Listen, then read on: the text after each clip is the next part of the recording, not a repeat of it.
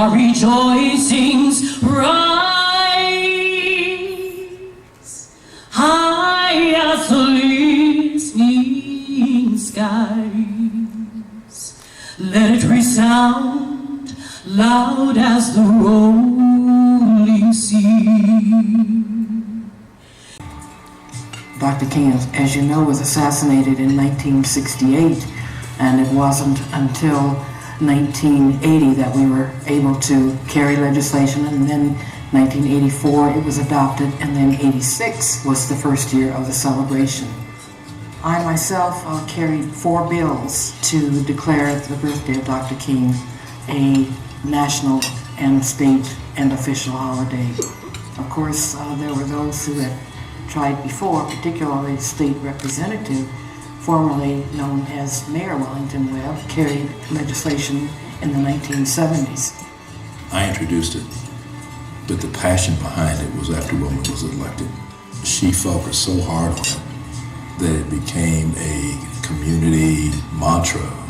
People told her that she would never get it passed during her lifetime. 1, because she was a Democrat, 2, because she was a woman, and 3, because she was black. After it passed, the Speaker of the House tried to punish her by taking her committee assignments away from her, by killing every bill she introduced. She had to go to court and sue the legislature and sue the Speaker of the House to get her committee assignments back.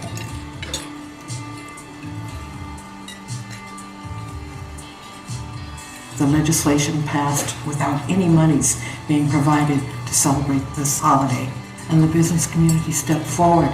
They gave us our first offices in the United Bank building, and they also decided that perhaps after we had raised the necessary funds for that first year, that we should provide scholarships for young people to go to college, both here in Colorado and outside of Colorado.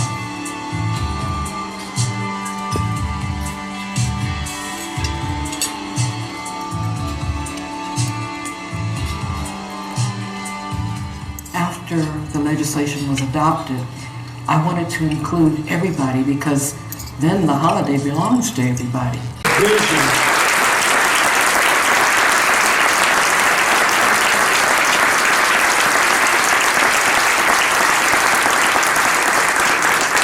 Her vision, folks, she told us that she wanted this to be statewide. There's 64 counties in Colorado and at least 2 events in each county now. Thank you, Mrs. Webb. We want to take a moment, if we may, one of our own trailblazers and pioneers in our community who served on the Colorado Civil Rights Commission, who was the pastor of the New Hope Baptist Church, who also was the president of the Connecticut Dr. Martin Luther King Civil Rights Movement. He passed away last year, Dr. James Peters. And if we can, let's give him just a moment of silence, folks. It's about honoring vision, and it's about honoring service. And I would say it is not just about honoring the vision and the service of Dr. King. It's about honoring the vision and the service of the leaders in this state who made this holiday, this celebration, and this tradition a reality. And there are no 2 people who've had a more profound impact on that history of service and commitment than Wellington Webb and Wilma Webb. Could you please give them a huge round of applause?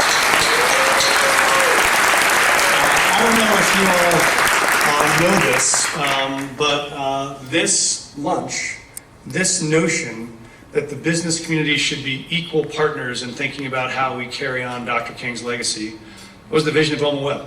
It was her idea. She both passed the holiday, but she said it's not enough to just have a holiday. What you have to have is a community that's committed to service now and forever. And that is why she started this, and that is why 41 years later, we are still here at this table because of that vision and that commitment. So I want to give honor to that vision and courage that you had to get us all here into this room. Thanks to Honorable Wilma Webb and Mayor Wellington Webb. I know it's been said, but the legacy of this event would not be possible without your courage, your leadership, and your vision. So thank you, thank you, thank you. Let's hear it again.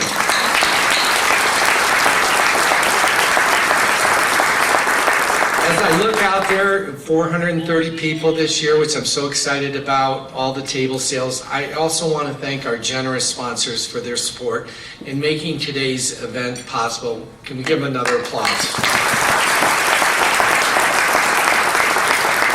We've had the immense privilege of celebrating individuals and businesses who are living out the answer to Dr. King's reflection. Life's most persistent and urgent question: what are you doing for others? These individuals and businesses are truly role models of service and deep commitment to our community. Congratulations again to our incredible award winners.